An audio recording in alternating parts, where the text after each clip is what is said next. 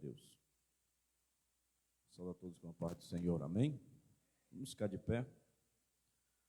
Glória a Deus.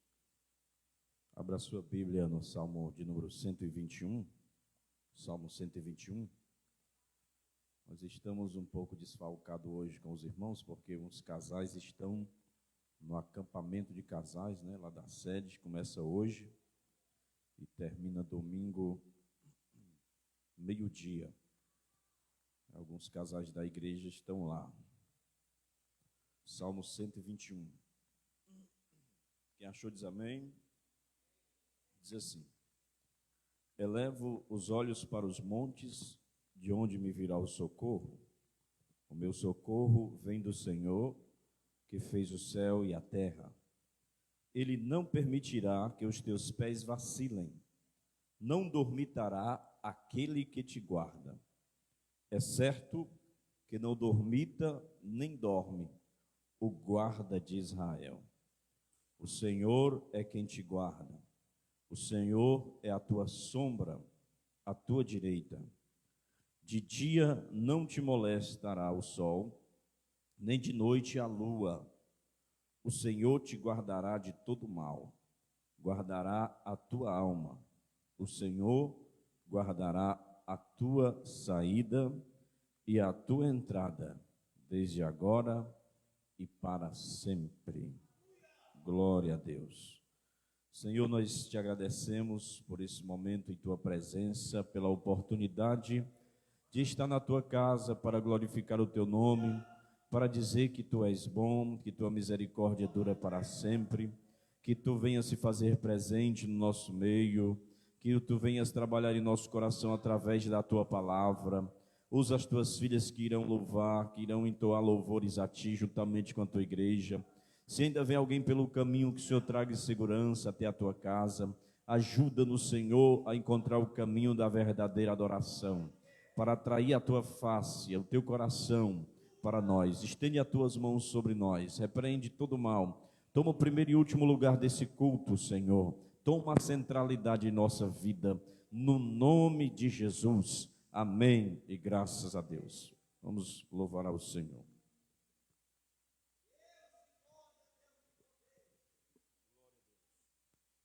Aleluia, Jesus.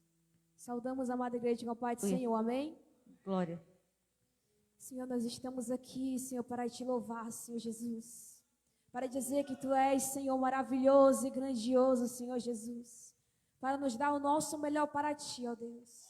Por isso se faz presente, Espírito Santo, aqui neste lugar, Senhor Jesus. Que a tua presença seja abundante aqui, Senhor, nosso meio, Senhor Deus. Faz-nos, Senhor, como vaso, Senhor, em tuas mãos. Aleluia, Jesus.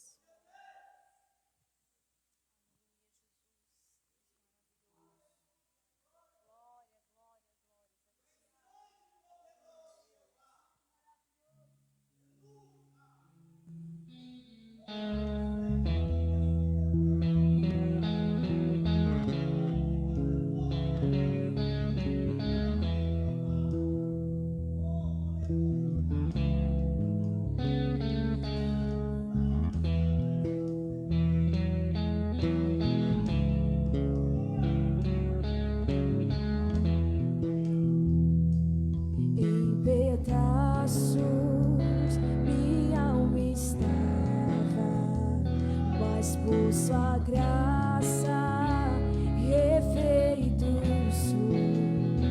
Sem nada em troca fui resgatado, me libertou, me libertou.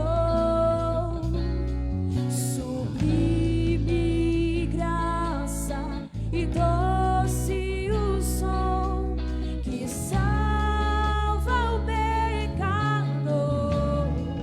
Oh, oh, oh, fui cego e agora eu posso ver, e perdido e me encontrou. Agora eu posso ver.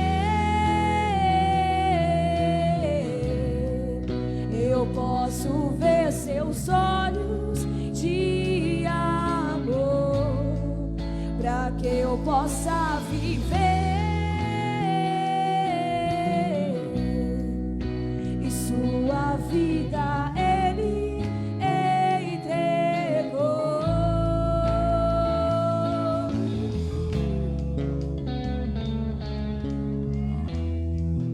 Agradecemos a Ti, Jesus, por dar a Tua vida, Senhor, por nossas vidas. Aleluia, Jesus. Mesmo com falhas e com fraquezas, o Teu tesouro em mim está. Minha vida entrego, serei Teu vaso, e pra o mundo ver, Senhor, o Teu poder. Sublime graça e doce o som que salva o pecador. Oh, oh, oh, eu fui cego e agora eu posso ver, se perdido e me encontrou. Agora eu posso ver,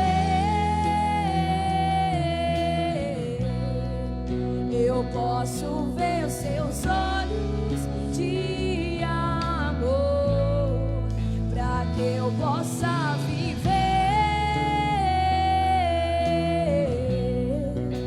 E sua vida Ele entregou.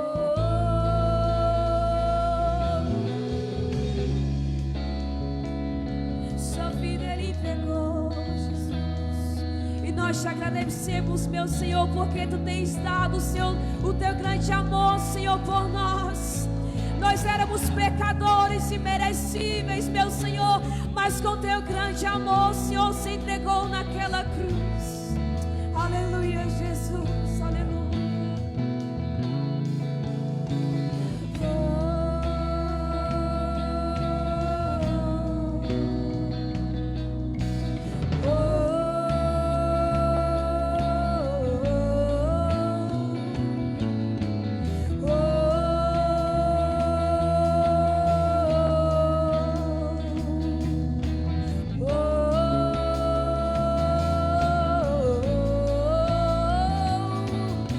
Sublime graça e doce o som que salva o pecador.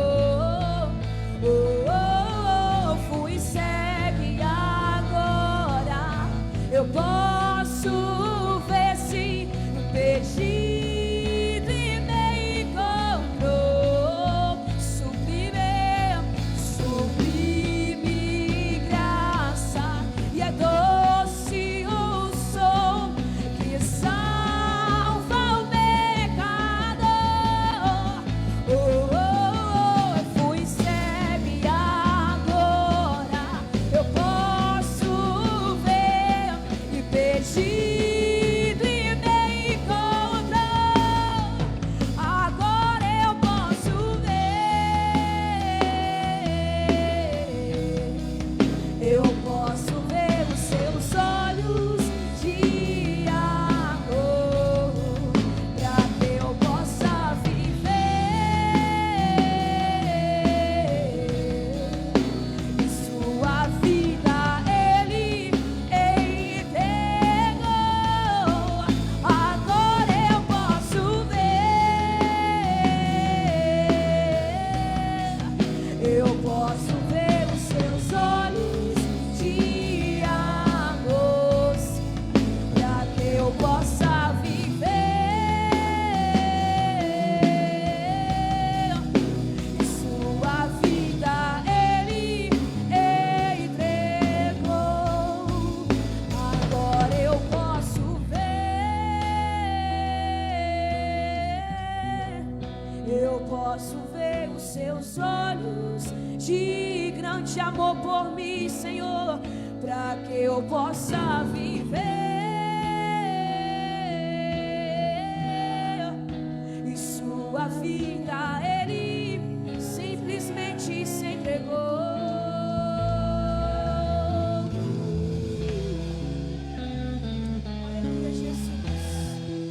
glorificado, exaltado seja o teu nome, Senhor. Aleluia, Jesus. O Senhor se entregou por nós e nós nos lançamos em teus braços, Pai. Nos rendemos a ti, Paizinho, porque nós te amamos, te adoramos e queremos cada dia mais da tua presença em nossas vidas, Pai. Aleluia, Jesus. Aleluia, Jesus. Aleluia, Jesus. Eu vou me entregar em teus braços, Senhor. Render a minha adoração a ti, juntamente com a tua igreja.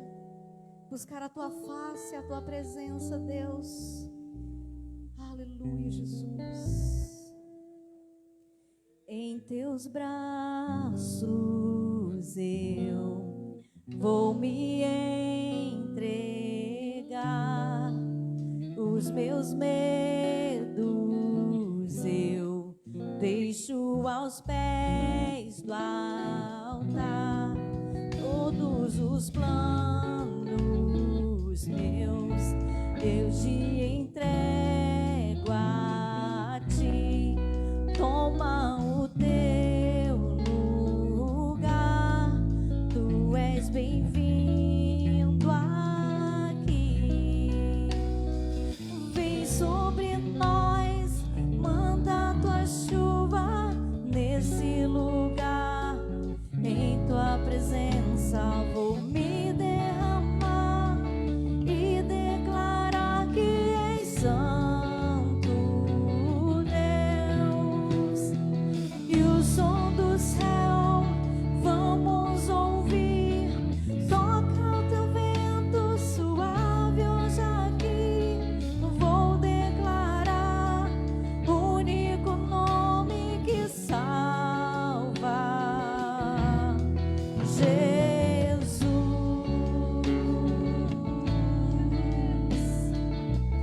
oh.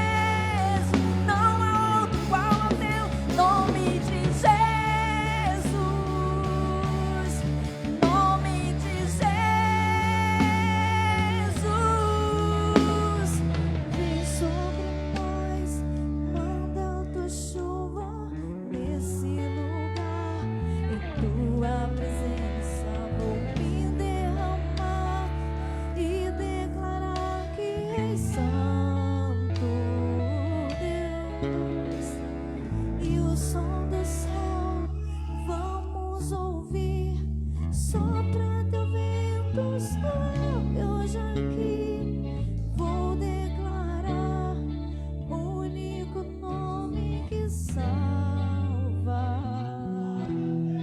Jesus.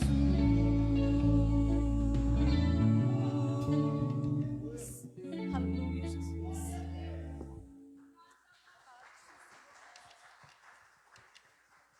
Aleluia, Jesus. Agora, os irmãos, oportunidade de exaltar do Senhor os seus dízimos, as suas ofertas, a sua fidelidade para com Deus, amém? Vamos continuar louvando a este Deus maravilhoso, grande e poderoso. Ah, Jesus, nós só queremos a tua presença, meu Senhor, aqui neste lugar. Nós queremos derramar os teus pés, meu Senhor Jesus, de eternidade em eternidade, meu Senhor, queremos entregar a ti e louvar o teu nome em espírito e em verdade. Ah, meu irmão, não sei o que você está passando, eu não sei qual é a sua tribulação, mas eu te digo esta noite: não olhe para nós que estamos aqui, ó, louvando. Não olhe, Senhor, não olhe para os seus irmãos que estão olhando você. Simplesmente feche os seus olhos, se concentre com o Senhor e fale com o Espírito Santo esta noite, porque você veio aqui para adorar este Deus maravilhoso, grande, forte e poderoso. Aleluia, Jesus. Aleluia.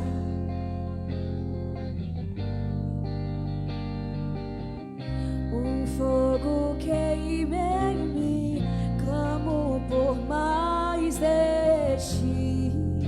Eu quero muito mais, eu preciso ir além. Estou à procura de algo novo. Sim, eu preciso de um renovo. Meu coração quer mais, mais de ti. Eu cansei de ser eu mesmo. Eu cansei de ser eu mesmo. Eu quero tua vida em mim.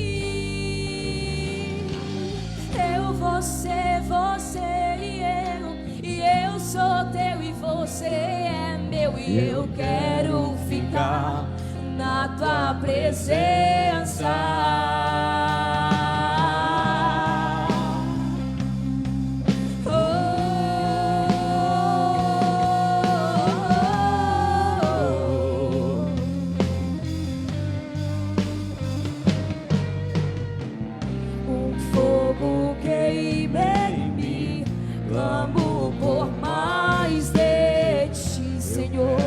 Eu quero muito mais, eu preciso ir além. Estou à procura de algo novo. Sim, eu preciso de um renovo. Meu coração quer mais, mais de ti. Eu cansei de ser eu mesmo. Eu cansei de ser eu mesmo. Eu quero tua vida em mim.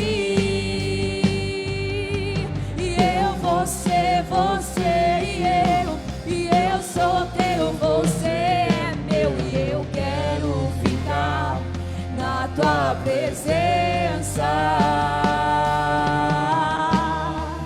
Quando a luz se apagar,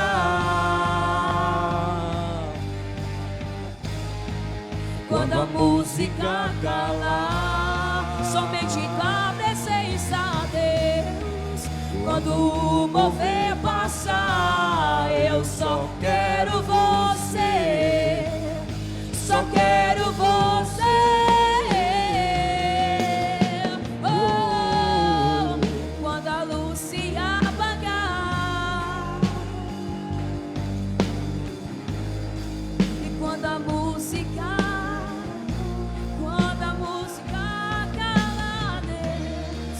quando o mover passar, eu só quero você. Só quero você.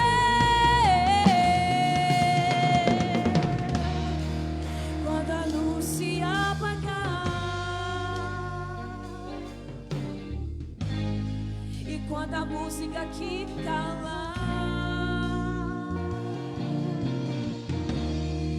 quando esse mover passar, eu só quero você.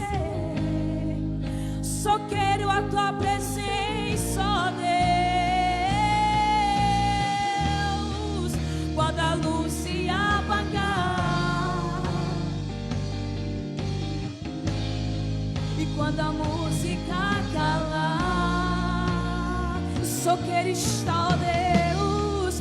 Quando o mover passar, eu só quero você. Só quero você, Jesus, Jesus, Jesus, só quero você, Jesus, Jesus, Jesus, só quero você, eu só quero você, só quero você, só quero você, só quero você, eu só quero você, só quero você, eu só quero você, só quero você, meu rei, aquele que te transforma, aquele que nos ajuda em meio às tribulações, aquele que cura nossas feridas e nossa alma. Nós só queremos a Ti, Jesus, pois não existe outro lugar melhor e maior do que estar em Tua presença, meu Senhor Jesus. Só Tu tens palavra de vida eterna, Senhor Jesus. Eu só quero você, eu só quero você, eu só quero você, só quero você, mas eu só quero você, eu só quero você, eu só quero você, só quero você, Jesus.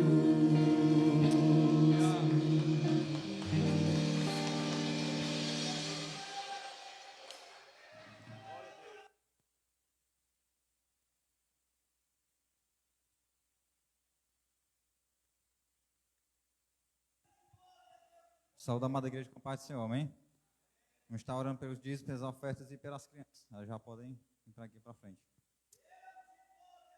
Senhor nosso Deus, amado Pai, obrigado, Senhor, por mais essa noite, Deus, nos encontrarmos aqui, Deus, na Tua casa, Senhor, para adorarmos, Deus, e bendizermos Teu santo nome, Senhor, porque o Senhor é fiel em nossas vidas, Deus. Obrigado, Senhor, por Teu sustentar em nossas vidas, Deus, por trazer, Deus, ao Senhor esses dízimos, Deus, essas ofertas, Deus, que é de todo o nosso coração, Senhor.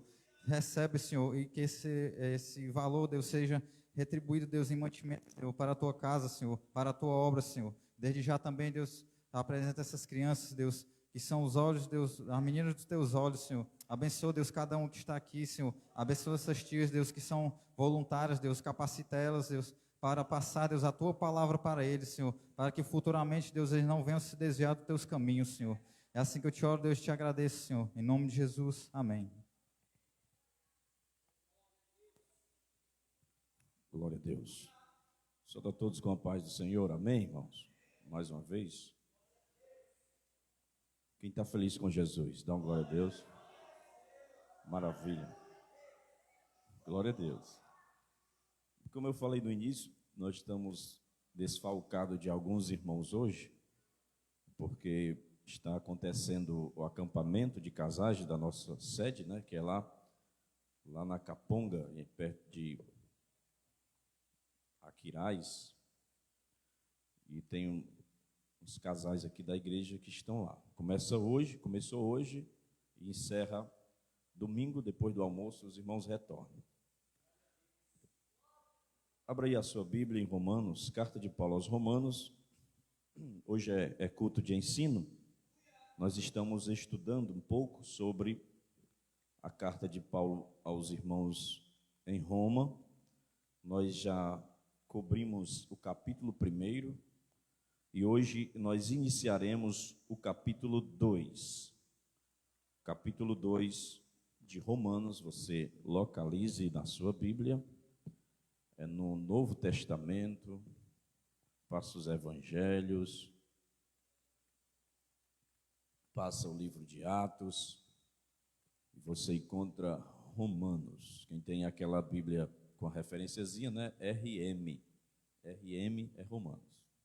Tá bom? Capítulo 2. Quem achou diz amém. Quem não achou diz misericórdia. Tem irmão procurando. Eu espero você achar. Romanos capítulo 2. Vamos lá. Diz assim: portanto, és indesculpável, ó homem, quando julgas quem quer que sejas, porque no que julgas a outro, a ti mesmo te condenas, pois praticas as próprias coisas que condenas. Bem sabemos que o juízo de Deus é segundo a verdade contra os que praticam tais coisas. Tu, ó homem, que condenas os que praticam tais coisas e fazes as mesmas, pensas que te livrarás do juízo de Deus? Ou desprezas a riqueza da sua bondade, tolerância e longanimidade, ignorando porque a bondade de Deus é que te conduz ao arrependimento? Mas, segundo a tua dureza e coração impenitente, acumulas contra ti mesmo ira para o dia da ira e da revelação do justo juízo de Deus, que retribuirá a cada um segundo o seu procedimento. A vida eterna aos que, perseverando em fazer o bem, procuram glória, honra e incorruptibilidade, mas ira e indignação aos facciosos, que desobedecem à verdade e obedecem à injustiça. Tribulação e angústia virão sobre a alma de qualquer homem que faz o mal, ao judeu primeiro e também ao grego. Glória, porém, e honra e paz a todo aquele que pratica o bem, ao judeu primeiro e também ao grego. Porque para com Deus não há acepção de pessoas. Assim, pois, todos os que pecaram sem lei, também sem lei perecerão. E todos os que com lei pecaram mediante lei serão julgados. Porque os simples ouvidores da lei não são justos diante de Deus, mas os que praticam a lei hão de ser justificados. Quando, pois, os gentios que não têm lei procedem por natureza de conformidade com a lei, não tendo lei, servem eles de lei para si mesmos. Estes mostram a norma da lei gravada no seu coração, testemunhando-lhes também a consciência e os seus pensamentos, mutuamente acusando-se ou defendendo-se, no dia em que Deus, por meio de Cristo Jesus, julgar os segredos dos homens de conformidade com o meu evangelho. Até aí, no versículo 16. Senhor, fica conosco, te pedimos que o teu Espírito nos ajude, abre os nossos ouvidos, os nossos corações, usa-me como instrumentalidade para o teu povo, para instrução, admoestação e exortação esta noite, no nome de Jesus, amém. Você pode sentar, glória a Deus. A gente já podemos perceber de início que esse tema aqui, né, não é um tema assim, fogo, como a gente costuma, né, mas é um tema de ensino, de exortação, de alerta e de admoestação. A tese defendida por Paulo, nos 3 primeiros capítulos dessa carta aqui aos Romanos, é que tanto gentios como os judeus, eles são culpados diante de Deus em virtude da revelação que eles receberam. Só a título de informação, quando a Bíblia se refere à pessoa que é gentia ou os gentios, ele está falando daquelas pessoas que não fazem parte do território de Israel, do povo judeu. Então, quando ele se refere gentio, ele está falando pessoas de todas as nações, fora Israel também. Então, eu e você, biblicamente, somos considerados aqui como esse gentio, né? Então, ele está incluindo todos. Os judeus, eles receberam a revelação especial, que foi as Escrituras, e os gentios, eles receberam a revelação natural. Por não viverem de acordo com a revelação recebida, ambos, judeus e gregos, judeus e gentios, eles são indesculpáveis perante Deus. Quando nós observamos aqui, nós vimos que no capítulo anterior, que estes gentios, eles são indesculpáveis porque mesmo conhecendo Deus, não glorificaram como Deus e não deram graças a Ele, tornando-se nulos em seus raciocínios. A Bíblia diz que eles ficaram loucos em suas atitudes. Como consequência, Deus os entregou, destinando a sua vontade pervertida. Então, lá no capítulo 1, nós vimos as atrocidades que as pessoas sem Deus, que conhecem a Deus, mas não querem louvá-lo nem glorificá-lo como Deus, o que é que acontece com pessoas que praticam pecados contra Deus. Vale ressaltar que não há consenso entre estudiosos acerca do público exatamente que Paulo estava se dirigindo aqui, ser apenas judeus ou se aos críticos moralistas em geral. Mas uma coisa eu sei, é que esta carta é inspirada pelo Espírito Santo, ela aplica-se a nós hoje, como igreja. Então, todos os gentios, como judeus, eles são culpados por não viverem em conformidade com o conhecimento recebido. Ou seja, todos têm um conhecimento acerca de Deus. As pessoas que têm a Bíblia, elas têm um conhecimento acerca de Deus. Quem não conhece a Bíblia, não leu nenhum capítulo da Bíblia, eles também têm um conhecimento acerca de Deus. Como? Através da criação. A criação é chamada de a revelação natural de Deus. Então, só você em acordar, olhar para os pássaros cantando, o sol vindo, né? E às vezes o sol se pondo, você olhar para essas praias lindas aqui de Paracuru, para estas dunas tão legais, né, que tem aqui, como é que diz, aqui, os lençóis, você vê a lua quando vem, é coisa linda. Então só em você olhar para a natureza, você entende que tem um Criador, que não foi uma explosão que criou, porque a explosão ela faz destruir e não criar. Então, por esse conhecimento, o homem é consciente, o ser humano é consciente que tem um Criador. Então ele tem o conhecimento e muitas vezes ele abafa este conhecimento. Porque até os ateus, eles sabem que existe um Deus, porque ninguém nasce ateu.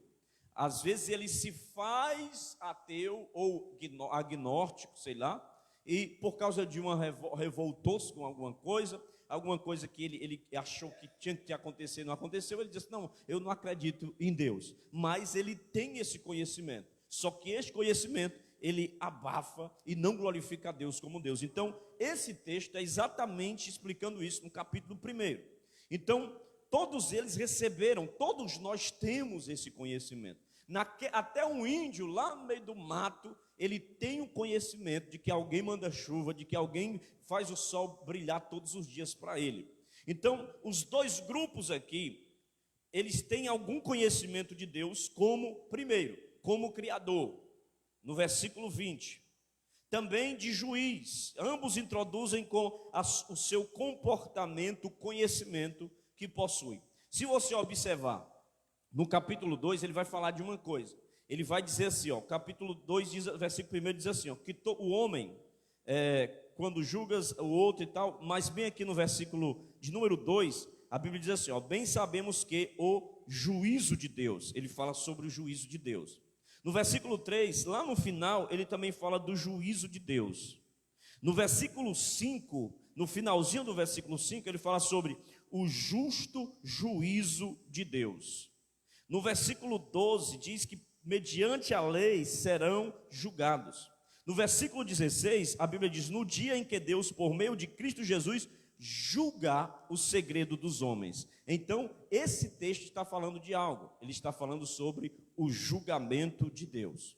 Então, esse é o tema de hoje. É o julgamento de Deus sobre os críticos moralistas. Os gentios, eles são mais coerentes que os judeus moralistas, e que os gentios eles praticam coisas que eles sabem ser erradas e aprovam os outros que as praticam. Agora, os judeus aqui, segundo esse texto, os moralistas, nessa época aqui de Paulo, eles praticam coisas erradas, mas eles condenam os outros que agem da mesma forma.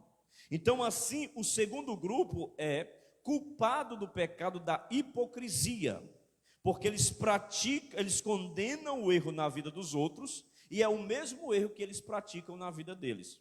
Então isso se chama hipocrisia. É você fazer uma coisa errada e ver a pessoa fazendo aquela coisa errada que você fez, e você começa a julgar ele. Então isso se chama hipocrisia. Então nós vamos ver aqui alguns pontos.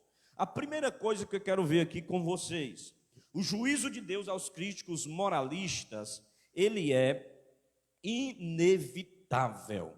O juízo de Deus é inevitável. Isso aí vai do versículo 1 até o 4. E o apóstolo Paulo, ele avisa aqui sobre 4 perigos que os críticos moralistas enfrentam. 4 perigos. Vamos ver quais são. Primeiro lugar, o primeiro perigo que enfrenta esses críticos moralistas é o perigo da projeção. O perigo da projeção. Veja o versículo 1 aí. Ele diz assim: portanto, és indesculpável, ó homem, quando julgas quem quer que seja, porque, olha o que diz, no que julgas o outro, a ti mesmo te condenas, pois praticas as próprias coisas que condenas. Olha o versículo 2: bem sabemos que o juízo de Deus é segundo a verdade contra os que praticam tais coisas. Então, a progressão do pensamento desenvolve-se da seguinte forma: primeiro, tu julga outro por fazerem certas coisas. Segundo, tu mesmo pratica essas coisas. Terceiro, portanto, condenas-te a ti mesmo e não tem justificativa. Então, a partir do momento que o camarada julga o outro, ele faz a mesma coisa, ele está condenando a ele mesmo. É isso que ele está falando aqui. Em virtude da sinuosidade da nossa natureza pecaminosa, nós chegamos a experimentar um prazer vicário em condenar os outros pelas mesmas falhas que nós perdoamos em nós mesmos. Se tem uma pessoa que é perito em ver e condenar os outros, somos nós. Nós sempre estamos procurando o erro no outro. Muitas pessoas sempre estão procurando um bode expiatório. Eu estou assim, é por causa de fulano. Eu estou assim, é por causa de Beltrano. Então, muitas vezes, nós não vemos os nossos próprios defeitos. A gente quer ver e apontar o do outro, né? Então, Freud, né, que é o pai lá da psicanálise, ele chama esta ginástica moral aqui de projeção. É uma projeção. Não é raro que os mais prontos e severos em julgar sejam os mais culpados, uma vez que geralmente observamos na vida dos outros as faltas que existem em nós mesmos. Então nós às vezes tornamos hipócritas e santarrão. Lembra de Davi? Davi, ele cometeu um adultério e cometeu um homicídio. Então quando o profeta chega para Davi, ele conta uma parábola, né, que tinha um homem, que tinha uma ovelhinha e tal, e Davi fica furioso, porque ele já julgou o homem. Ele diz: rapaz, ele está fazendo coisa errada. Tão certo como vive o Senhor, esse homem merece a morte. 4 vezes mais ele tem que pagar, que a lei da época dava isso. Se roubasse alguém, tinha que restituir 4 vezes mais. Então, quando ele diz isso, o profeta diz assim: esse homem é tu, ó rei. Tu mesmo deu a sentença para ti. Porque se fosse para ele, se ele soubesse que aquela palavra era para ele, porque ele fez e ele achou que ninguém tinha visto, mas Deus estava vendo. Se fosse para ele, ele tinha maneirado. Mas era para ele, só que ele achou que era para o outro. Então, eles escondem os próprios pecados, mas projetam nas outras pessoas. Julgam os pecados alheios, enquanto eles mesmos praticam as coisas que condenam. Havia hipocrisia e cegueira na condenação que eles proferiam contra os outros.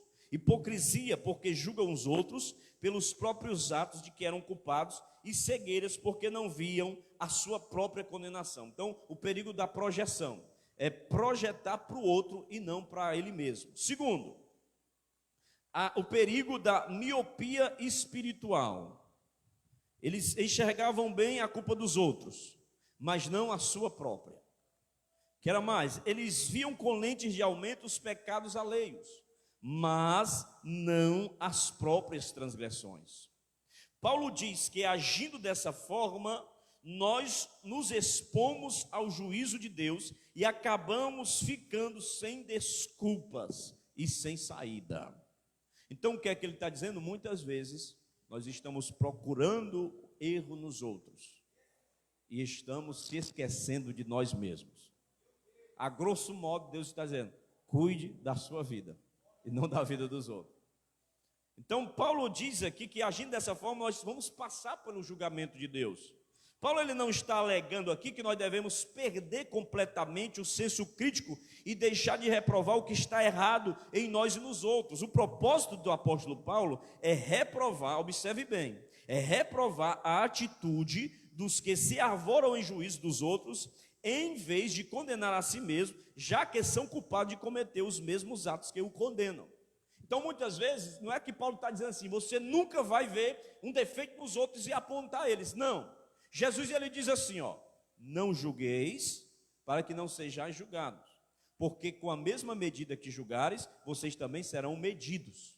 O que é que Jesus está dizendo? Ele não está dizendo para você não julgar nunca.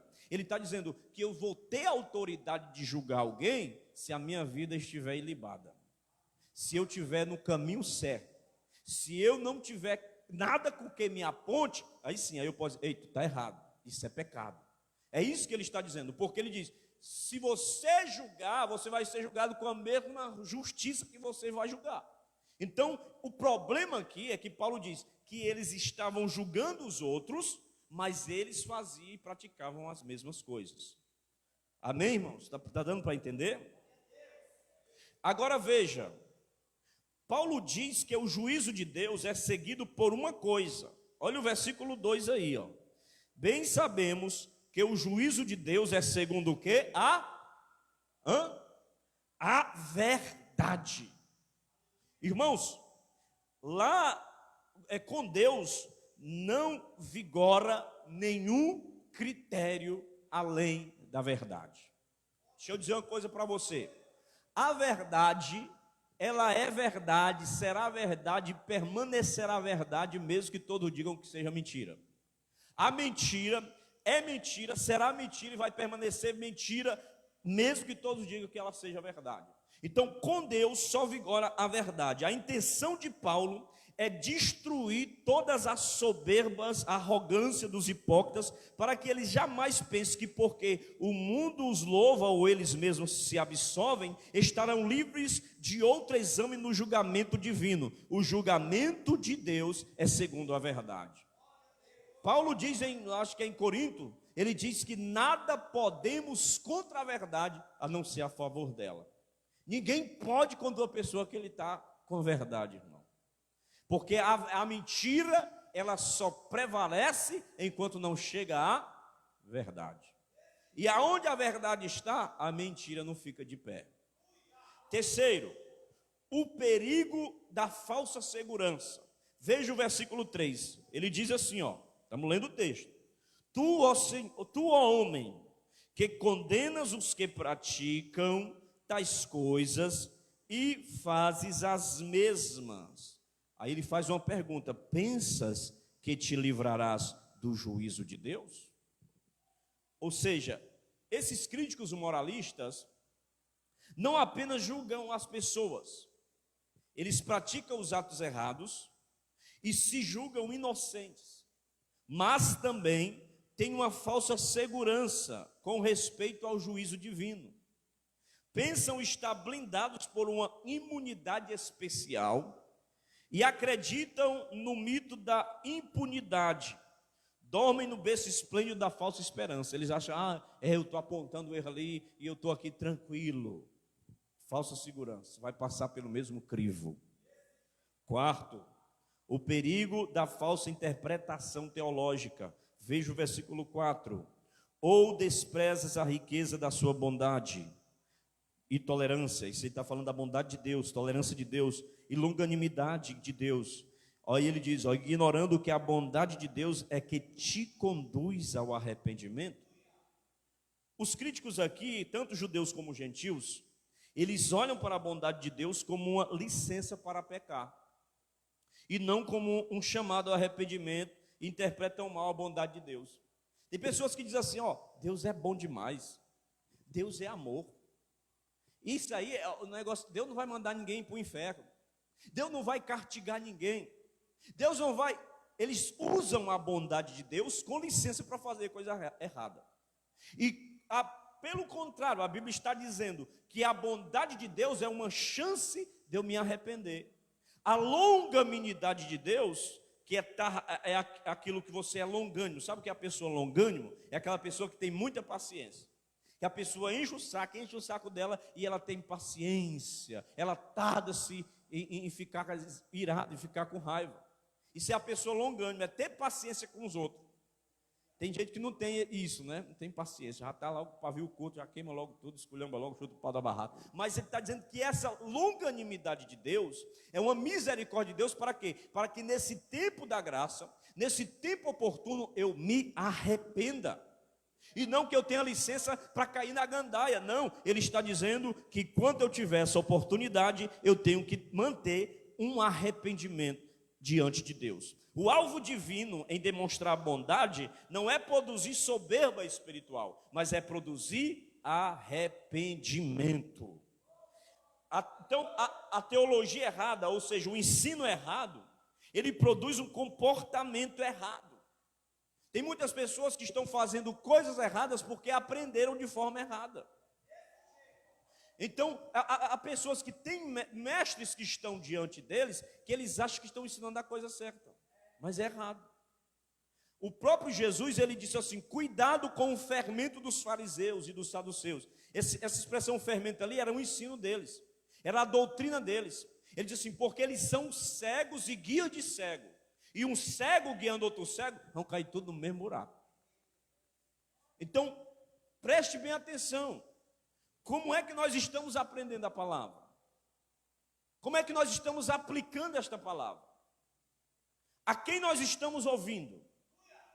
Tem pessoas, eu assisti assim um vídeo na internet, não sei o que. Cuidado, que nem todo mundo que está na internet está com a verdade, não. Tem pessoas que falam no nome de Deus, usando a Bíblia que você usa, mas ele não está com a verdade. E para que e como eu faço, pastor? Peça discernimento a Deus. E venha para o culto de doutrina que você aprende. Porque aqui nós ensinamos a verdade do Senhor e do Evangelho. Amém, irmão? Quantos glorificam ao Senhor? Então, quem deseja a graça, mas uma graça que não leva ao arrependimento, ele está desprezando a graça. Porque o arrependimento é aquilo, significa o seguinte, o arrependimento é eu estar em um caminho e mudar de caminho. Sair do caminho errado e ir para o caminho certo. Arrependimento vem do grego metanoia, mudança de mente, mudança de pensamento.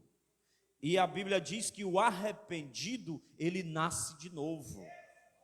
A Bíblia diz que o Espírito Santo nos convence, eu sempre falo isso, o Espírito Santo nos convence de quê? Do pecado, da justiça e do juízo. Mas eu me converto, eu me arrependo, porque quem vai ser salvo e vai para o céu não é o convencido, é o arrependido, é o convertido.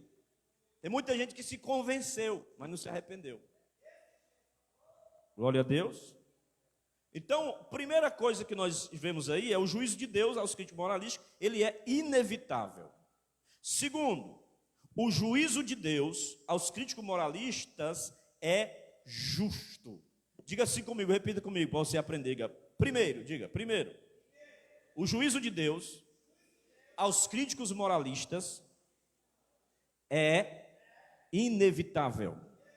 Agora diga, segundo, o juízo de Deus aos críticos moralistas é justo. Então, o juízo de Deus, nós já vemos aí duas características. Primeiro, ele é inevitável, ele vai acontecer. Segundo, ele não é injusto, ele é justo. Depois de Paulo declarar que o juízo de Deus aqui é inevitável, o apóstolo Paulo, ele passa a tratar aqui do caráter desse juízo, e nós vamos destacar aqui 5 pontos rapidamente, 5 pontos importantes. Primeiro, a demora do julgamento não diminui o peso da sentença. Isso aqui é forte. De novo, a demora do julgamento não diminui o peso da sentença. Veja comigo o versículo 5. Mas, segundo a tua dureza e coração impenitente, acumulas contra ti mesmo ira para o dia da ira da revelação do justo juízo de Deus. Meu Deus. Então, observe, contar com a bondade de Deus e sua paciência, como se o seu propósito fosse encorajar a permissividade e não a penitência, é um sinal evidente de endurecimento espiritual.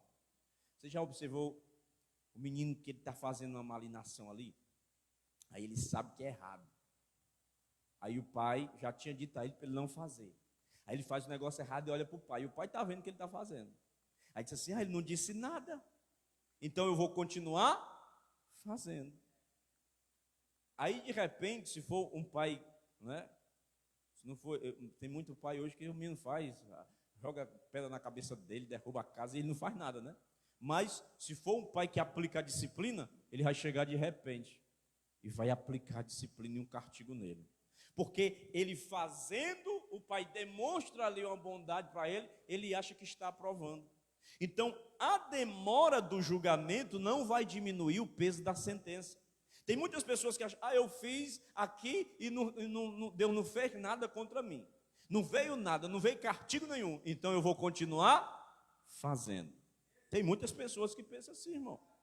Então, é um sinal evidente de quê? Do endurecimento espiritual. A Bíblia diz aqui, endurecimento de coração. Essa palavra no grego, endurecimento aí, dureza, ela vem a palavra esclerose, né? Que também surge a palavra arteriosclerose, que é o endurecimento das artérias, vem desta palavra aqui do grego. Só que esse sentido aqui não é físico, é o sentido espiritual. A pessoa endurece o seu coração, ou seja, ele fica com a dureza espiritual. Significa que estamos acumulando alguma coisa para nós quando nos tornamos assim. Não é tesouro precioso, mas está se acumulando a ira divina para o dia do julgamento. Então, a ira aqui é provocada sobre o crítico moralista, como já foram invocadas sobre a humanidade lá em Romanos 1,18, a humanidade em geral. E essa ira acumulada será executada no dia do juízo. Então, observe, essa ira foi lançada, observe aí 1,18, volte aí, capítulo 1, versículo 18. Diz assim, a ira de Deus, capítulo 1, 18, de Romanos.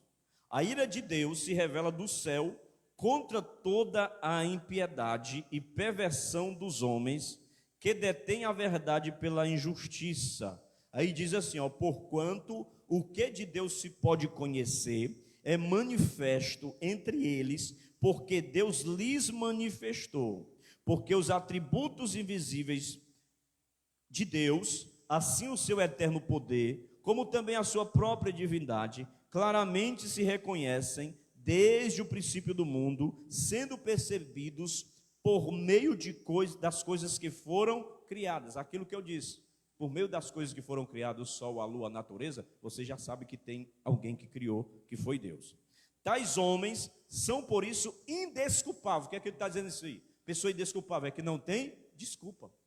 Naquele dia não vai ter desculpa nenhuma. Eu não sabia, ninguém pregou para mim, o senhor não disse, não sabia que o senhor existia. Não tem desculpa. Aí veja o versículo de número 24. Por isso Deus entregou tais homens à imundícia pela concupiscência de seu próprio coração, para desonrar o seu corpo entre si, pois eles mudaram a verdade de Deus em mentira, adorando e servindo a criatura em lugar do Criador, o qual é bendito eternamente. Amém. Versículo de número 24, diz aí que eles fizeram o quê? Pegaram a verdade de Deus e mudaram em mentira.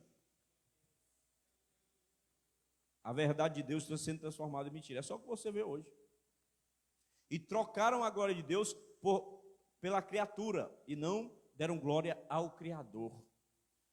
Eu estava até falei isso semana passada, falei aqui ontem também, que teve aí uma conferência na Alemanha, o encontro de vários jovens que se identificam como cachorro. Ouviu isso? Estava lá, Alexandre, latindo, uivando, um monte de jovem. O que é isso? Transformar a verdade de Deus em mentira.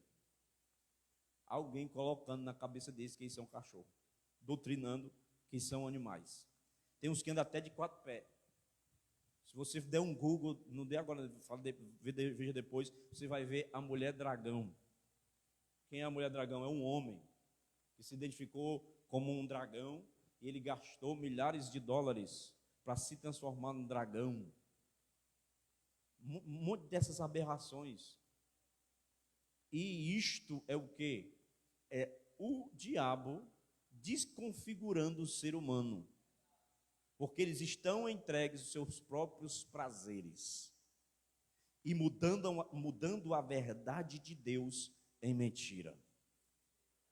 E eu vou só ler, eu não vou nem explicar, porque eu já expliquei, mas eu vou só ler o versículo 26 para você ver como é mais pesado ainda, que diz: por causa disso, os entregou Deus a paixões infames, porque até as mulheres mudaram o modo natural suas relações íntimas por outro contrário à natureza. Qual é a relação natural da mulher? É o homem. 27. Semelhantemente, o homem também, deixando o contato natural da mulher, se inflamaram mutuamente em sua sensualidade, cometendo torpeza, homem com homens, e recebendo em si a merecida punição do seu erro. Versículo 28. E por haverem desprezado o conhecimento de Deus, o próprio Deus os entregou a uma disposição mental reprovável, para praticarem coisas inconvenientes, cheios de toda injustiça, malícia, avareza e maldade, possuído de inveja, homicídio, olha aí, tanto de coisa, contenda, dolo, malignidade, sendo difamadores, caluniadores, aborrecidos de Deus, insolentes, soberbos, presunçosos, inventores de males, desobedientes aos pais. Será que tem hoje gente desobediente aos pais? Insensatos, pérfidos, sem afeição natural e sem misericórdia. Ora, conhecendo ele a sentença de Deus, de quem são passíveis de morte, os que tais coisas praticam, não somente as fazem, mas também aprovam os que praticam, os que assim procedem. Não faz, mas aprova. Ou faz e aprova. Meu Deus. Então veja, vamos continuar aqui. Essa atitude enche ainda mais a medida do cálice da ira de Deus. Mesmo que esse moralista não sofra no presente a manifestação do juízo, como no caso do pagão imoral, ele enfrentará o inevitável julgamento de Deus no dia do juízo. Então, o juízo de Deus, ele tem duas características: o castigo divino. Ele é temporal e ele é eterno. Então, quando se recebe uma retribuição nessa vida, é só um juízo que Deus vai apertando o freio e dando a oportunidade do homem se arrepender. Agora, quando parte para outra vida, para o outro lado, aí o juízo é eterno, aí é sem misericórdia. E ele enfrentará o inevitável julgamento de Deus no dia do juízo. Tudo o que fazemos na vida tem consequências eternas. Então a vida não se encerra com a morte. Tem gente que diz assim: eu morrer, pronto, acabou. Morreu, acabou. Vai pensando: não, morrer aí pode fazer o que quiser aí, jogar aí no meio da estrada. Já era, acabou. Não é assim não. A Bíblia diz que está ordenado os homens morrerem uma só vez, vindo depois disso o juízo final. Ou estamos acumulando e estocando bons tesouros nos céus, ou acumulando a ira para o julgamento de Deus. Das duas, uma. Tem duas coisas que o ser humano faz: ou ele acumula bons tesouros no céu, que Jesus diz assim: não junteis tesouros na terra, porque a traça, o ladrão, a ferrugem, corrói, o ladrão rouba, mina, saqueia.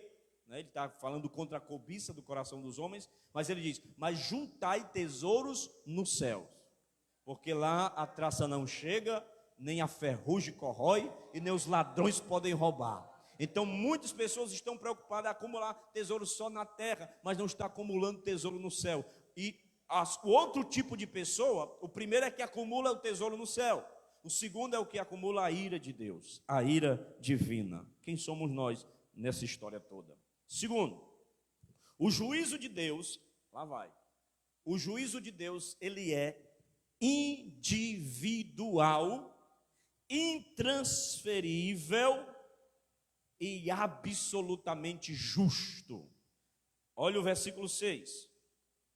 Que retribuirá ao quê? A cada um. Diga comigo, a cada um. Segundo o seu procedimento. Olha a individualidade aqui, ó. É individual. Assim como a salvação é individual. E é justo. Aí ele diz: retribuirá a cada um segundo o seu procedimento. Então, Paulo ele não está ensinando aqui a salvação pelas obras. Ele está aqui salientando a imparcialidade de Deus com relação aos homens. O que o homem plantar, isso ele vai o quê? Colher. Irmão, essa lei aqui, ela é infalível. Ninguém vai plantar feijão e colher arroz. Ninguém vai plantar um pé de acerola e depois vai estar colhendo lá goiaba. Não. Você planta e colhe o que planta. E outro sim, você colhe mais do que você planta. Eu lembro que eu ia para o roçado com o papai. Aí o papai ia lá, papai, uma ligeira na enxada, só tá fazendo as covas. E eu atrás aqui com uma baciazinha. Aí 4 caroços de feijão, 5 de feijão e 4 de milho. Aí eu ia.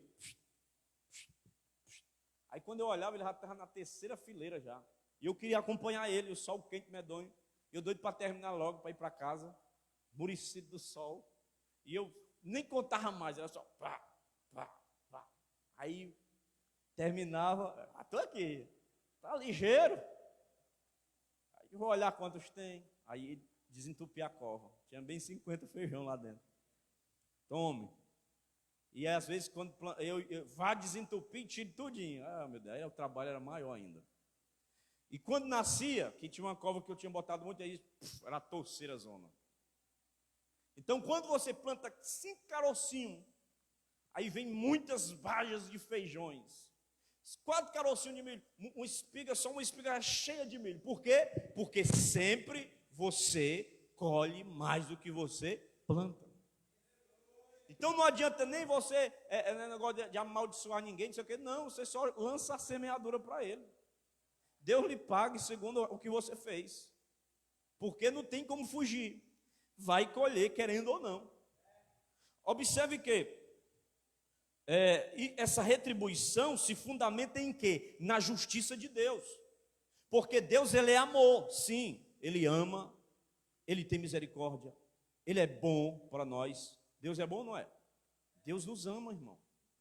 A Bíblia diz assim, bendiz a minha alma ao Senhor, tudo que há em mim, bendiga o seu santo nome, e não se esqueça de nenhum dos seus benefícios, porque Deus é um Deus de bênção. Deus é um Deus de coisas boas. E a Bíblia diz que assim como chove no quintal do ímpio, do justo, também chove no quintal do ímpio. Porque ele é tão bom que a chuva vem para todo mundo. Tem até um adágio popular, né? Um aforismo que diz que o sol nasceu para todos. Isso é a bondade de Deus. Agora, a bondade de Deus, ela se alicerça numa coisa, na sua justiça. A Bíblia diz que justiça e juízo são a base do trono de Deus. E todo homem, quando eu falo homem, eu generalizo, a humanidade, o ser humano, ele será julgado pelo seu procedimento. E em toda a Bíblia está lá essa lei. Eu teria aqui uns 20 textos para dar para você, mas eu vou aqui selecionar alguns. Se o Elvis estiver ali, se você quiser abrir a Bíblia aí, mas para ser mais rápido, eu vou projetar aqui. Eclesiastes, capítulo 12, versículo 14. Por favor, irmão Elvis, se você quiser, procura aí na sua Bíblia. Eclesiastes 12, 14. Eclesiastes 12 e 14. Olha o que diz, ó. Porque Deus há de fazer o quê? De trazer, a juízo, julgamento, todas as obras até as que estão escondidas, quer sejam boas, quer sejam más. Agora veja comigo Mateus, capítulo 12, versículo de número 36. Capítulo 12, 36. Mateus, digo-vos que de toda palavra frívola que proferem os homens, dela darão conta no dia do juízo. Meu Deus, até o que você fala. Veja agora aí, Gálatas, capítulo 6, para mim fechar essa parte. Gálatas, capítulo 6, versículo 7. Carta de Paulo aos irmãos na Galácia do Sul. Olha aí, ó. Não vos enganeis, de Deus não se zomba. Meu irmão, só isso aqui de não se zomba. Tem muita gente zombando de Deus. Tem muita gente aí querendo apagar a imagem de Deus, querendo zombar de Deus, zombar da palavra de Deus, mas ele continua, ó, pois aquilo que o homem semear, plantar, isso também ceifará, que é colher, que eu acabei de falar. 8, versículo 8. Porque o que semeia para a sua própria carne, da carne colherá corrupção, mas o que semeia para o Espírito, do Espírito colherá vida eterna. 9. E não nos cansemos de fazer o bem, porque a seu tempo colheremos, se não desfalecermos. Então o que é que ele está dizendo aí? Nós estamos colhendo de acordo com a semente que nós plantamos. E de Deus não se zomba. Apocalipse capítulo 20, também, vamos ler esse aqui, 12 e 13. Apocalipse 20, 12 e 13, aí eu continuo aqui. Vi também os mortos, os grandes e pequenos, postos em pé diante do trono. Então se abriram os livros, ainda outro livro, o livro da vida, foi aberto, e os mortos foram julgados. Olha só, vivos e mortos vão estar lá. Segundo as suas obras, conforme o que se achava escrito nos livros. Então tudo que a gente faz está registrado. E esses livros vão ser abertos um dia. Os ímpios serão punidos por causa de e de acordo com as suas obras. Os justos serão recompensados, não por causa de, mas de acordo com suas obras.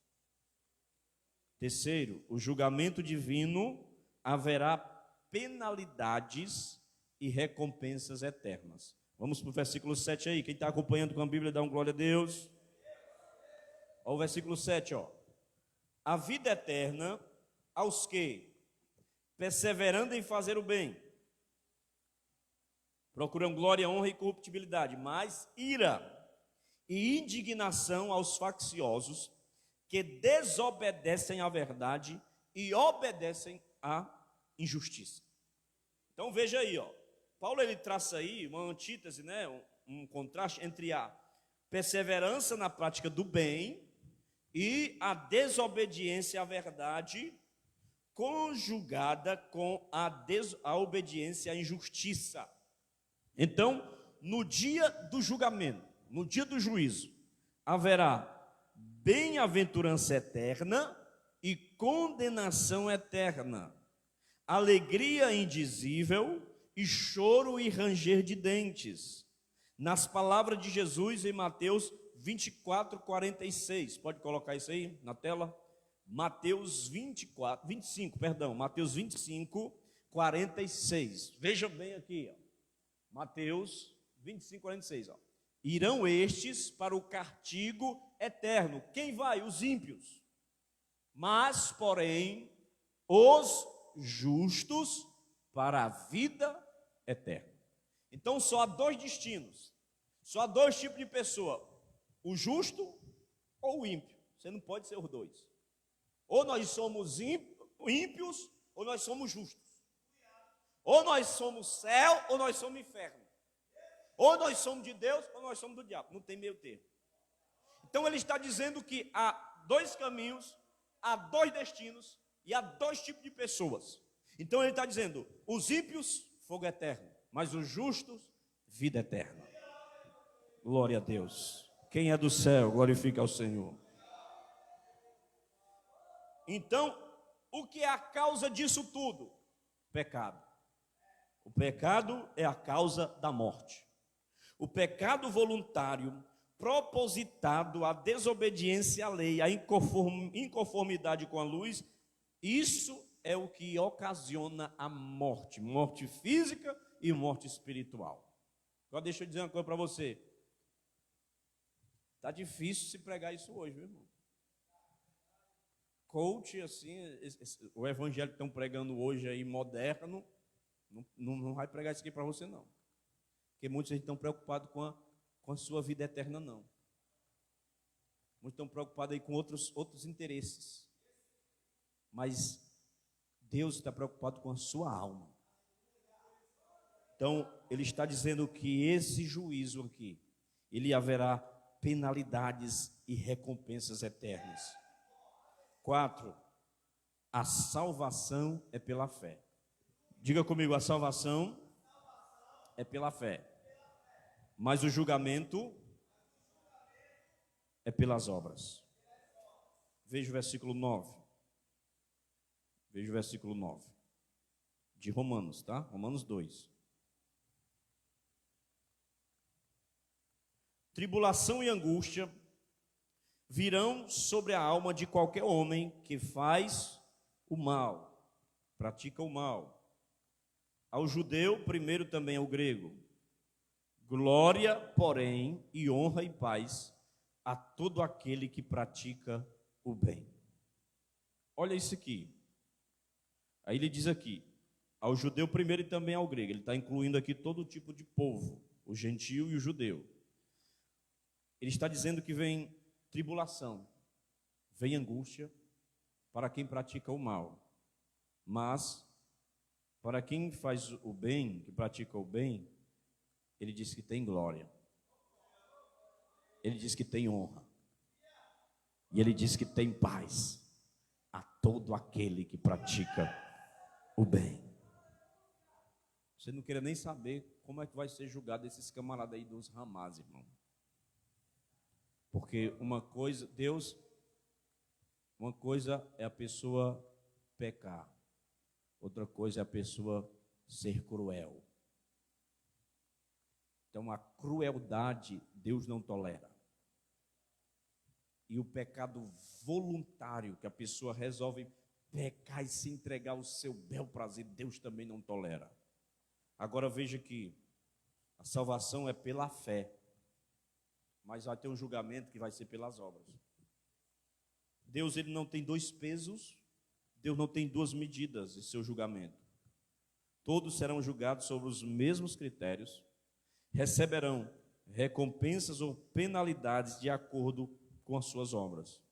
A presença ou ausência da fé salvadora em nossos corações se evidencia pela presença ou ausência de boas obras de amor em nossa vida.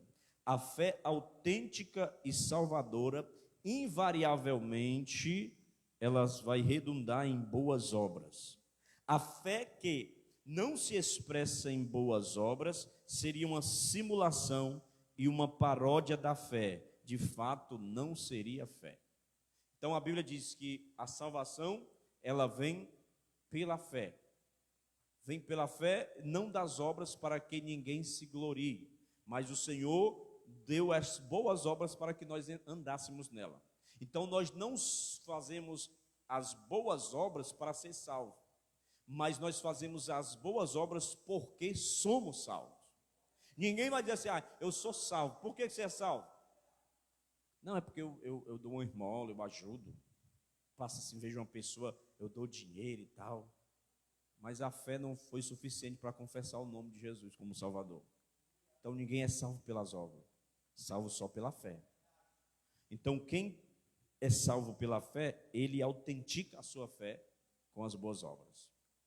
Quinto, não há imunidade especial. Estou terminando, tem só mais um ponto. Já essa hora já, 8h46. Então, a salvação, não há imunidade especial no julgamento divino. Veja o versículo 11, rápido. Porque com Deus não há acepção de pessoas. Com Deus não há acepção de pessoas. O argumento de Paulo é que tanto os gentios quanto os judeus moralistas, eles terão de comparecer perante o tribunal de Deus. Ambos são julgados pelos mesmos critérios. Deus não inocentará o culpado, seja ele judeu ou grego. Para Deus não há acepção de pessoas. É impossível subornar esse juiz. Então, o que é que ele está dizendo? Não, é porque tem aqui um cara aqui que ele é doutor, né? Aí já tem outro que é só um Zé Manezinho. Assim. Aí então vou julgar isso aqui, né? Porque esse aqui pode, né? Esse juiz aqui não tem suborno com ele. Juiz da terra talvez pode até ter, né? Talvez tem uns aí, né? Não sei se existe. Existe, será? Juízes da terra aí que são, né? Mas com Deus não. Não há acepção de pessoas. Não importa se o camarada é bonito, se ele é feio, se ele é careca, se ele é cabeludo, se ele é alto, se ele é baixo, se ele tem um olho verde, o olho castanho, não importa. Ele não faz acepção de pessoas. Todo passa pelo mesmo nível diante de Deus. Terceiro, o juízo de Deus aos críticos moralistas é imparcial. Diga comigo, o juízo de Deus é imparcial. Então, o fato de que o julgamento de Deus será justo, conforme aquilo que tivermos feito, ou seja, imparcial, sem nenhum favoritismo, é desenvolvido por Paulo agora em relação com a lei mosaica. Vamos destacar aqui 4 verdades. 4 verdades. Primeiro, o julgamento divino será de acordo com a luz recebida. Veja o versículo 12. Assim, pois, todos os que pecaram sem lei, também sem lei perecerão, e todos os que com lei pecaram, mediante lei, serão julgados. Eles serão julgados e condenados aqui pelo conhecimento que ele tem de Deus, né? Por meio da revelação natural, mesmo não tendo a lei escrita, não serão poupados do julgamento. Então, mesmo que não tenha a lei aqui escrita na mão, a Bíblia aqui, né? Mesmo que ele não tenha, mas ele vai julgar pela revelação natural, porque todo mundo é indesculpável. Já os judeus, isso os gentios, né? Agora os judeus, eles têm a lei também, mas eles não são poupados, pois mediante a lei é que eles serão julgados. Então, tanto faz ter como não ter, vão ser julgados do mesmo jeito. Firma-se o princípio de que os homens são julgados segundo a luz que tiveram, não segundo a luz que não tiveram. Então, Deus vai julgar segundo a luz do conhecimento de cada um. E Paulo, ele põe tanto os judeus como os gentios na mesma categoria de pecado e morte. Os gentios não serão julgados por um padrão que não conhecem. Eles perecerão em virtude do seu pecado, não por desconhecerem a lei. Os judeus que conhecem a lei são julgados pelo padrão que conhece, a base do julgamento é o seu conhecimento. Então, os judeus serão julgados com base na lei escrita, os gentios com base na lei moral implantada em seu coração, a lei da consciência. E todos são indesculpáveis. Daqui a pouco eu falo sobre essa consciência, se der tempo. Segundo, a religião formal não poderá ajudar o homem no julgamento. O principal argumento, olha o versículo 13. Porque os simples ouvidores da lei não são justos mediante de Deus, mas os que praticam a lei hão de ser justificados, né? O que praticam a lei é a palavra, né? Então, o principal argumento deste versículo aqui não é mostrar que os ouvintes ou meros possuidores da lei não serão justificados diante de Deus. É mostrar que em relação à lei o critério consiste em praticar e não em ouvir. Tem muita gente que é um bom ouvinte, tem muita gente que é um bom simpatizante. Eu gosto de ouvir a palavra, mas não pratica. Eu gosto dessas cantigas aí, desses louvores aí, é bom, mas não pratica. Ele é apenas um mero ouvinte, mas um péssimo praticante. A Bíblia diz, aqueles que ouvem as minhas palavras, Jesus falando, e as praticam, é como o homem que colocou a sua casa sobre a rocha. Veio o vento, veio a tempestade e não caiu. Mas aquele que ouve as minhas palavras e não as pratica é semelhante ao homem tolo que colocou a sua casa onde? Na areia. Veio o vendaval, veio o vento, correu os rios, casa desmoronou, a casa caiu, porque ouviu e não praticou. Então, Paulo, ele também diz o seguinte: antes de ser julgado pelo tribunal de Deus, o homem é julgado pelo tribunal da consciência. Veja os versículos 14 e 15, olha aí. Quando, pois, os gentios que não têm lei procedem por natureza de conformidade com a lei, não tendo lei, serve eles de lei para si mesmo. Versículo 15 ele explica: estes mostram a norma da lei gravada no seu coração, testemunhando-lhes também a consciência e os seus pensamentos mutuamente, acusando-se ou defendendo. Observe isso. Todos os homens são pecadores. A humanidade, embora todos eles sejam pecadores em estado de depravação total, né? Nem todos eles se reduziram ao estado imoral. Nem todos são bandidos, nem todos são adúlteros, nem todos são ladrões. Há pessoas que são pessoas de bem, são honestos, são bons pais de família, né? Eles têm os seus valores morais. Por quê? Porque Deus criou as pessoas com algo chamado consciência. Todo mundo tem isto. Crente ou não crente, tem uma consciência. E a consciência, eu dei uma série só sobre a consciência uma vez aqui, é o alarme da alma. Você já viu quando você foi criado com valores morais? Nós somos criados no que é, para discernir o que é o certo e o que é errado. Então, o valor moral que está dentro da minha consciência, aplicado aqui no valor moral, é que quando eu faço uma coisa errada, o meu código de valores diz que eu fiz uma coisa errada. Rapaz, minha mãe e meu pai não me criou para isso, não. Você fica logo, a consciência acusa. A sua consciência acusa. Sua consciência pesa. Agora, quando você faz algo bom, você ajuda alguém, aí o que é que você faz? Você fica feliz. Oh, fiquei tão feliz porque eu ajudei fulano. Ó. Porque a consciência ali aprovou. Então a consciência, no mesmo instante, ela é advogada, ela também é juiz. Ela aprova quando você faz o certo e ela acusa você quando você faz o errado e dá a sentença. Então Deus, isto é um dom natural de Deus. Embora a pessoa não tenha o Espírito Santo na vida, ele tem algo que Deus colocou lá, a consciência. Aí o que é que acontece? O pecado obscurece a consciência.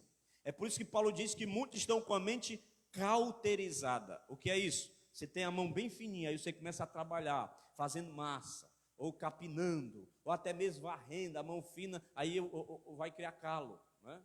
Cria calo, aí incomoda. Às vezes você inventa de estourar, aí piora. Mas aí você vai fazendo aquilo ali todo dia. Aí os calos vão ficando secos. Aí você não sente mais a dor. Da mesma forma, quando o homem peca, ele faz a coisa errada, aí dá aquela, pum, ixi, eu fiz coisa errada, aí ele faz de novo. Aí vai fazendo, encaliça a mente. Ele está fazendo tanta coisa errada, acumulando tanto pecado que não dói mais nele. Então, por causa do pecado, obscureceu a consciência. Mais uma coisa, obscureceu, encaliçou, mas não anulou a consciência completamente. Porque ele sabe que está fazendo errado. É por isso que ele está dizendo, ninguém vai ser indesculpável diante de Deus. Todos que vão estar perante ele não vai ter desculpa, porque todos têm o conhecimento do que é o certo e do que é o errado. Deu para entender aí? E o juízo de Deus, ele abrange até o foro íntimo, e com essa eu termino, porque ele diz assim no versículo 16, no dia, vamos ler o 15 de novo aqui, só para fixar. Estes mostram a norma da lei gravada no seu coração, testemunhando-lhes também a consciência e seus pensamentos mutuamente. porque a consciência vai acusar ou vai defender. Versículo 16: no dia em que Deus, por meio de Cristo Jesus, julgar os segredos dos homens. Os segredos. Porque ele vai julgar também de foro íntimo.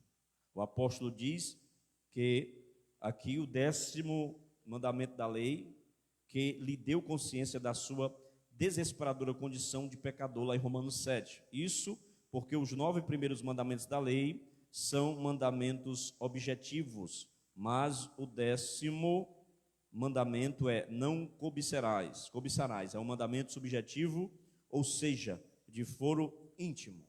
Então, ele vai julgar os segredos. Tudo aquilo que nós fazemos, que os homens fazem às escuras, não vai ter nada oculto que não seja revelado. Vai vir a plena luz, clara como a alva do dia.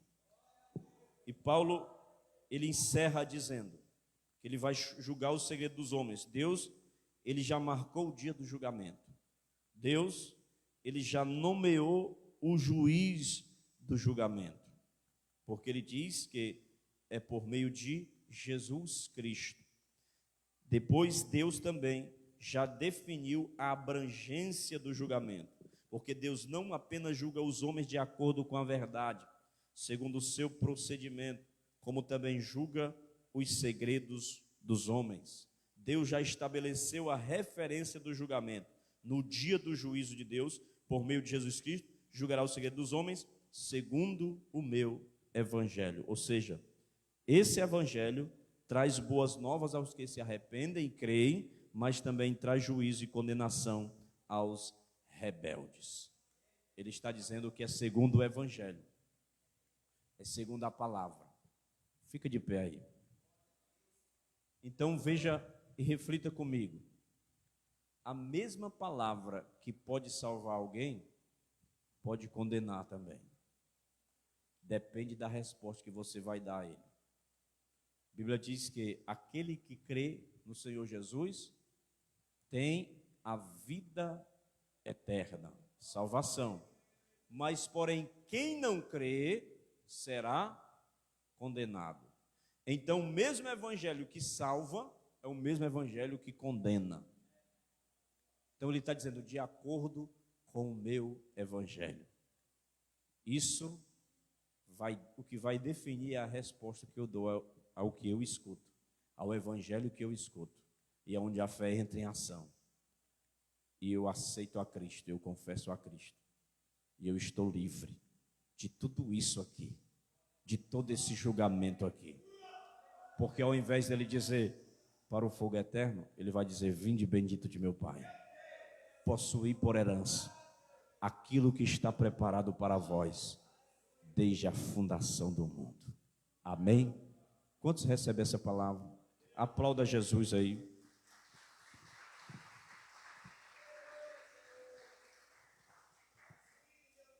Vou encerrar agora, mas antes de eu dar alguns avisos e orar, perguntar essa noite, como nós costumamos perguntar, se tem alguém que está afastado, está desviado, ou até mesmo não é crente, ainda não confessou a Cristo, e quer essa noite aceitar a Jesus ou voltar para os caminhos do Senhor. Se tiver alguém, vem aqui, que eu oro por você. Vem até aqui, que eu oro. Tem alguém? Todos estão bem com Jesus? Se Jesus te chamar hoje, você vai? Se a trombeta tocar, você vai escutar? É com você e Deus. Eu vou encerrar agora, amém? Só lembrando os irmãos que amanhã eu estarei pregando no culto de mulheres, em outra igreja. Eu fui convidado na igreja Apacentando com Amor. Acho que é João Evangelista, o nome da rua ali. Próximo àquela Constru Forte ali, né? Tem uma rua da pista que vem de quem vai daqui para lá, passa pelo fórum e vai direto, né? É naquela ruazinha ali. Então amanhã eu estarei lá, se os irmãos quiserem ir também para o culto, estão convidados. E domingo nós teremos culto de louvor e adoração ao nome do Senhor, certo? Convide alguém, venha, participe e venha adorar a Deus, amém? Vou encerrar agora. Feche os teus olhos, Senhor. Diga obrigado, Jesus. Agradeça. Diga obrigado, Senhor. Te agradecemos por esse momento na tua presença, por essa palavra que foi pregada, que nós venhamos praticar a tua palavra, venhamos guardar no coração, no nome de Jesus. Faça assim para receber sua bênção. Que a graça do nosso Senhor Jesus Cristo, o amor de Deus o Pai, a comunhão e as consolações do Espírito Santo, seja com todo o povo de Deus, desde agora e para todo sempre. E só aquele que crê como eu creio, diz assim comigo: amém!